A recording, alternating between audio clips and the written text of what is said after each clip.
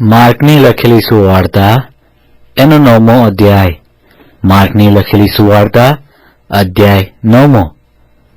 અને તેણે તેઓને કહ્યું કે હું તમને ખચિત કહું છું કે અહીં ઊભા રહેનારાઓમાંના કેટલાક એવા છે કે જેઓ પરાક્રમે આવેલું દેવનું રાજ્ય જોયા પહેલા મરણ પામશે જ નહીં.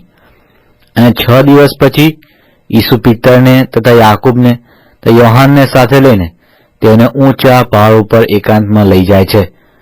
અને તેઓની આગળ તેનું રૂપાંતર થયું અને તેના કપડાં ઉજળા બહુ જ સફેદ થયા, એવા કે પૃથ્વીમાં કોઈ પણ ધોબી તેવા સફેદ કરી ન શકે.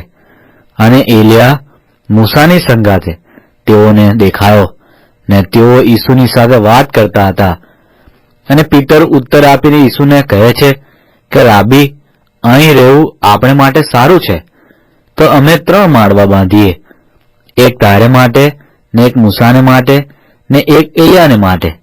કેમ કે શું બોલવું એ તેને સૂઝ્યું નહીં, કેમ કે તેઓ બહુ જ બીધા હતા. અને એક વાદળું આવ્યું ને તેઓ પર છાયા કરી, અને વાદળામાંથી એક એવી વાણી થઈ કે આ મારો વહાલો દીકરો છે, તેનું સાંભળો. અને તરત જ ચાર તરફ જોઈને તેઓએ પછી પોતાની સાથે એકલા ઈસુ વિના કોઈને જોયો નહીં. અને પહાડ પરથી તેઓ ઉતરતા હતા ત્યારે તેણે તેઓને ફરમાવ્યું કે તમે જે જોયું છે તે માણસનો દીકરો મોયેલામાંથી પાછો ન ઉઠે ત્યાં સુધી કોઈને કહેતા ના. અને તેઓએ એ વાત મનમાં રાખી ને મરણમાંથી પાછા ઉઠવું એ શું હશે તે વિશે મહોમાં વિવાદ કરતા હતા.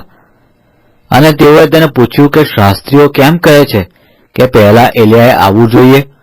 અને તેણે તેઓને કહ્યું કે એલિયા પહેલા આવીને સર્વને સુધારે છે ખરો, અને માણસના દીકરા વિશે એમ કેમ લખેલું છે કે તેણે ઘણું દુઃખ સહેવું ને તુચ્છકાર પામવો? પણ હું તમને કહું છું કે એલિયા ખરેખર આવ્યો છે અને તેના વિશે લખેલું છે તે પ્રમાણે જેમ તેઓએ ચાહ્યું તેમ તેને કર્યું.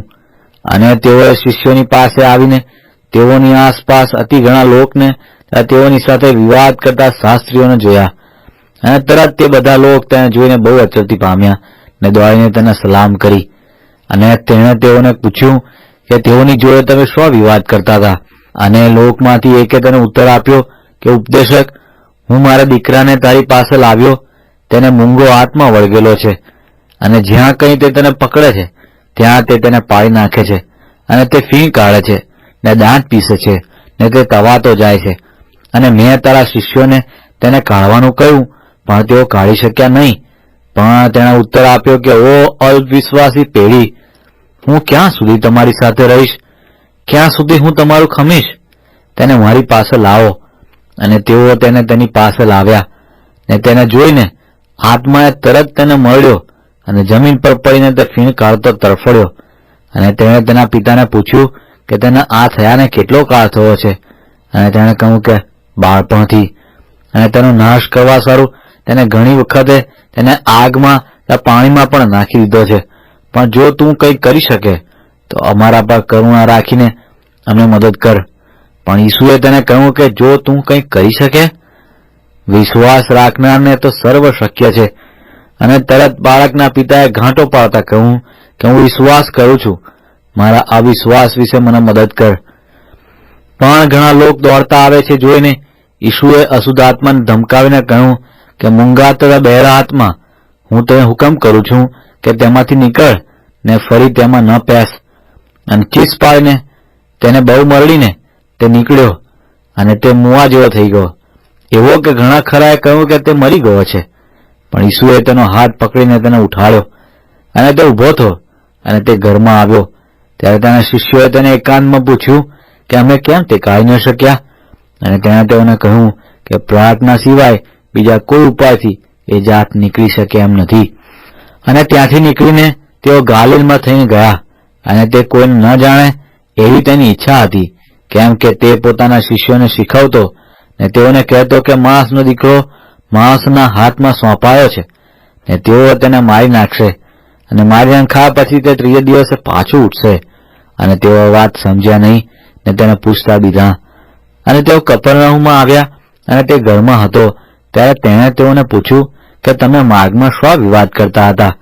પણ તેઓ છાના રહ્યા, કેમ કે માર્ગમાં તેઓ અંદર વિવાદ કરતા હતા કે મુખ્ય કોણ છે. અને તે બેઠો ને બારેને સાથે બોલાવીને તેઓને કહે છે કે જો કોઈ પહેલો થવા ચાહે તો તે સૌથી છેલ્લો સૌનો સેવક થાય. અને તેણે એક બાળક લઈને તેઓની વચમાં ઊભું રાખ્યું અને તેને ખોળામાં લઈને તેઓને કહ્યું કે જે કોઈ મારે નામે એવા બાળકોમાંના એકનો સ્વીકાર કરે તે મારો સ્વીકાર કરે છે, અને જે કોઈ મારો સ્વીકાર કરે છે તે કેવળ મારો જ નહીં પણ જેણે મને મોકલ્યો છે તેનો સ્વીકાર કરે છે.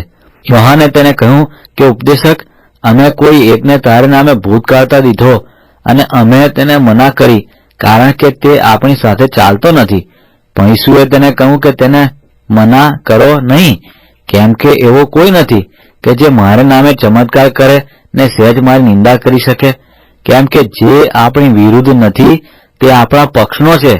કેમ કે હું તમને ખચિત કહું છું કે તમે ખ્રિસ્તના છો એ કારણથી જે કોઈ તમને પ્યાલું પાણી પાશે તે પોતાનું ફળ નહીં ખોશે.